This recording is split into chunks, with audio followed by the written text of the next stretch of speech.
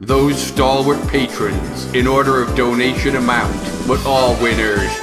Hello, Thrathgar here. We've already looked at the top 10 best Dark Souls 1 bosses. Let's move on and look at the best Dark Souls 2 bosses. Now, Dark Souls 2 wasn't 1/10 the game that Dark Souls 1 was, but it was still pretty good. There's lots of interesting stuff in it. Remember, this top 10 list of bosses is not the hardest bosses, not even the most well-designed fights either. Just creatures or design of creatures that I thought was interesting to some degree or another. Write your favorites in the comments below as we look now at Thrathgar. At 10, Ava, the King's Pet. Now this thing amounts to pretty much just a strange frozen tiger creature, but it was kind of interesting the way it was invisible at first and you got pwned by a mysterious presence you couldn't see. This creature also caused Thrathgar's probably greatest rage on a Souls game, because I was so close to pwning it once and then it got me. This is one of the DLC bosses, and despite not being the most original creature ever, that's just how bad some of the regular game creatures were. And apparently there was another boss Thrathgar never got to where you fought two of these things or something. So FromSoft loved this creature and wanted to bring it back in the same DLC like twice. They must have loved it, or maybe they're just lazy. Who knows? At 9, the Ancient Dragon. An optional boss fight, you can just talk to this thing, you don't have to hit it, like Thrathgar felt the need to do. Once you do, you set up a boss fight of unprecedented power, with insta-kill flaming cheating garbage. In fact, Thrathgar, no matter how many times he tried, even with help, couldn't pwn this fucker, because he kept insta-killing me over and over. Certainly one of the biggest dragons I've ever seen in a fucking game. An interesting boss fight though? Probably not. Just frustrating and stupid. But for the massive size of the hideous creature, you have to admire its power. And it's probably what fighting a dragon in real life would be like. You just get killed, and that'll be that. What can men do? At 8, another DLC boss, the Fume Knight. At the end of the day, it was just a guy with a sword. Thrathgar was pissed at the time. But because he was such a deadly creature that was so difficult to pwn on New Game Plus anyway, you have to admire his power. His energy was unsurpassed. Took me and Banana everything to pwn this fucker too. What I say about Dark Souls 2 just seems harder than the other Dark Souls. I certainly have more trouble with it. Especially on New Game Plus, the difficulty went way up. It's highly possible though we were under level for the DLC. There's no question about the level of terror the Fume Knight put into the hearts of your typical nerd gamer. I think there was a statistic from FromSoft that 90% of the fucking attempts at this guy resulted in failure. Few bosses in game history have that kind of power. We have to admire it and hate it at simultaneous times. At 7, the Dark Lairer. Another boss Thrathgar couldn't beat in this game. I probably could if I kept trying, but I just couldn't be bothered. A strange winged phantom, who of course lurks in the dark in dark places. Didn't even know about this creature in my first playthrough. I had to play it again to get him. He has cutting laser powers and duplicates himself like a cheating scumsucker. I don't think there was any way of calling for help, which is probably why Thrathgar couldn't beat him. I wasn't as good at dancing with the swordsman as I became in Dark Souls 3. You can already see here that these bosses just aren't as cool as Dark Souls 1, but never mind, it wasn't the A team making it, it was the B team. At 6, the Visionary himself, the Looking Glass Knight. That's of course what he looks like, a visionary, just a knight with a shield, like a hologram shield, where somebody comes out of it to help fight. Kind of an interesting idea, but he summons forth scum invader type cowards. Only happened to Thrathgar like one time though.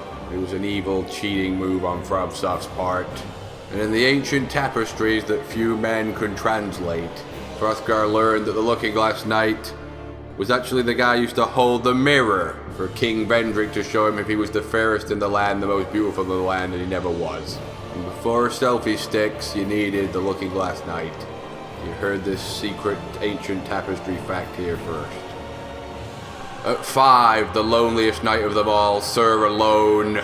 Even though again it's just a guy with a sword, it was a white-knuckle ride of tense excitement to duel against this coward. Took me and Banana again, everything to pwn him. You have to admire his shiny floor. Similar to the Looking Glass Knight, Sir Alone was vain. He wanted his floor as shiny as it possibly could be to keep looking at himself in combat. Few know this incredible fact. It was hidden within ancient tapestries that only Thrathgar and a handful of others can translate. So because I can admire someone being vain, I can admire Sir alone.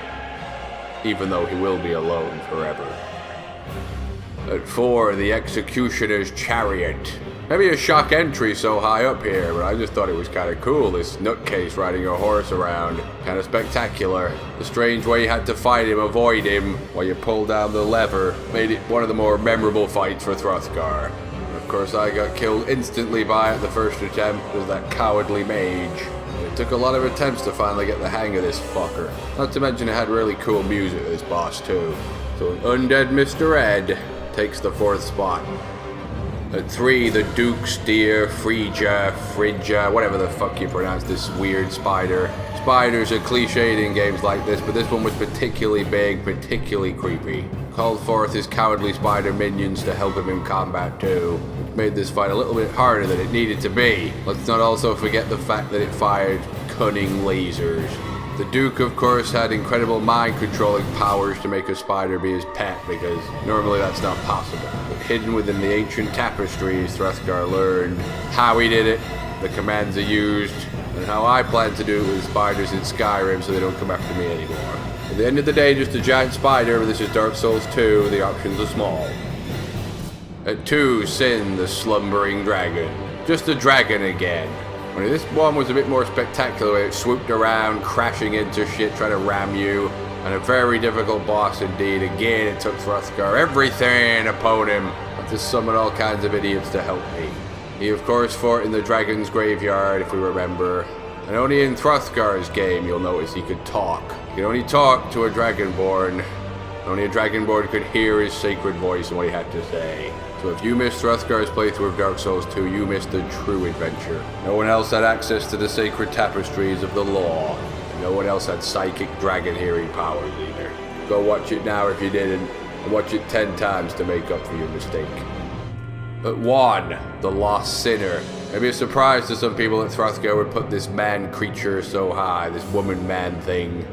But it was the only real memorable fight in the main game, especially for a cowardly mage idiot. Later I came back more powerful as the swordsman and ponder, but fighting this bitch in the dark was a terrifying experience for many a nerd gamer. And maybe the only boss that you actually wanted to know what the law was all about. Normally it's like, who gives a fuck? Notice the strange writings on the floor of the boss room that only Thrathgar could translate. But I can't tell you what it says, for fear of true nightmares you'll never wake up from or recover from ever. So that was Dark Souls 2. The boss list not as spectacular as Dark Souls 1 in my opinion, and after I'm done with the Demon Souls top 10, I think I'm going to do a top 10, maybe even a top 15 of the worst bosses in the Dark Souls trilogy, because some of them fucking sucked. But for now, I hope you enjoyed it. See you later. Can my character run up there before the Dragoth Great and Powerful turns up?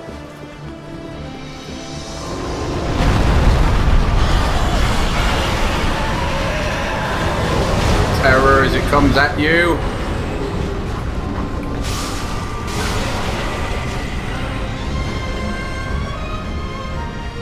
Hideous terror of it all. Where he is in his reverent power.